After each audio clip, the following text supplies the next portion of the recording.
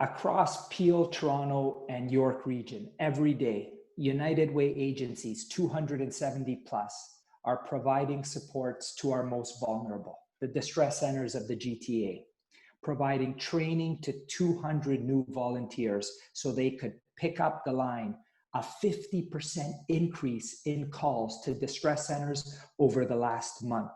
Yorktown, moving from crisis youth workers seeing people face-to-face to online counseling in partnership with Humber River Regional. So at-risk youth get access to a social worker in minutes. Laptops for survivors of gender-based violence. Forced to live with their perpetrator, all provided now through Barbara Schleifer Clinic so they can get access to those women most in need. Or 18 Indigenous-led organizations who have come together under Toronto Aboriginal Community Social Services and are providing meals for Indigenous seniors, homeless, and families. All of our agencies reaching out to the most vulnerable in your neighborhood.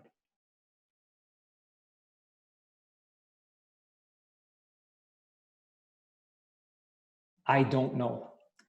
But here's what it kind of reminds me of. Little Daniele, following my Uncle Frank everywhere. He's my childcare by day. We go into the basement, there's water all over the floor. I grab towels, putting them everywhere, trying to keep the water tight. And he says, Daniele, go turn off the main water valve. That's kind of like COVID. We've got to put towels down. We've got to address immediate needs. And we got to be thinking about the main water valve, the systemic issues below: poverty, affordable housing, income, good jobs, access to service. Here's what else I know. There will be an immediate response time. We're in it now. There will be a rebuild time when people start to get back to some semblance of normal.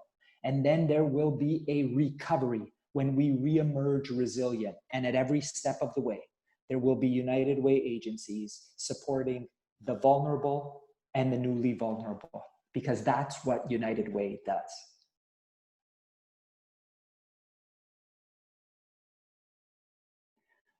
Look, United Way's network of agencies, 270 plus, big, small, connected all, collaborate, coordinate every single day.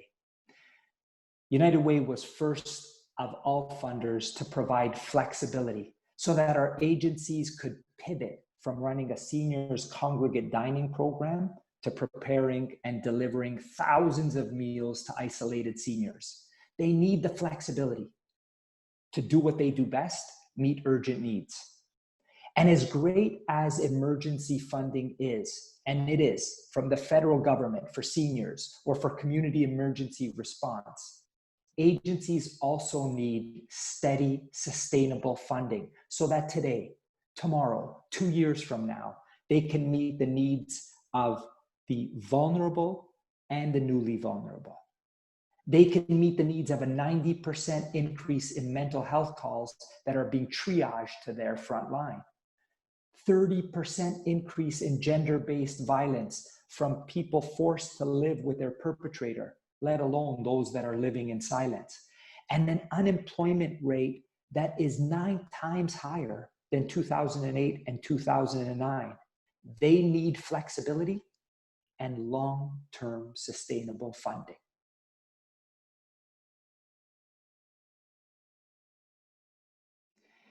At our last webinar, Deepa Mattu, Executive Director of United Way funded Barbara Schleifer Clinic, used the term unserved. And it made me think over and over again about the vulnerable pre-COVID and now the newly vulnerable in COVID, and how were we going to meet their needs as a network of agencies. But here's what gives me hope.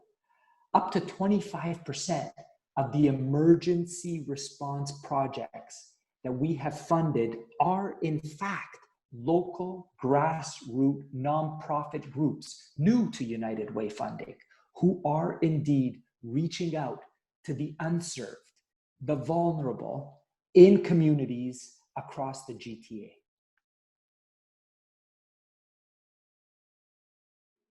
So many emails, so many calls. I want to help.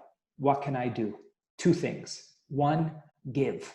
Give to United Way's network of 270 agencies across Peel, Toronto, and York regions. Still the best solution to our social pressures today and tomorrow. And if you'd like to volunteer, reach out to Volunteer Toronto, Volunteer MBC, or Spark Ontario.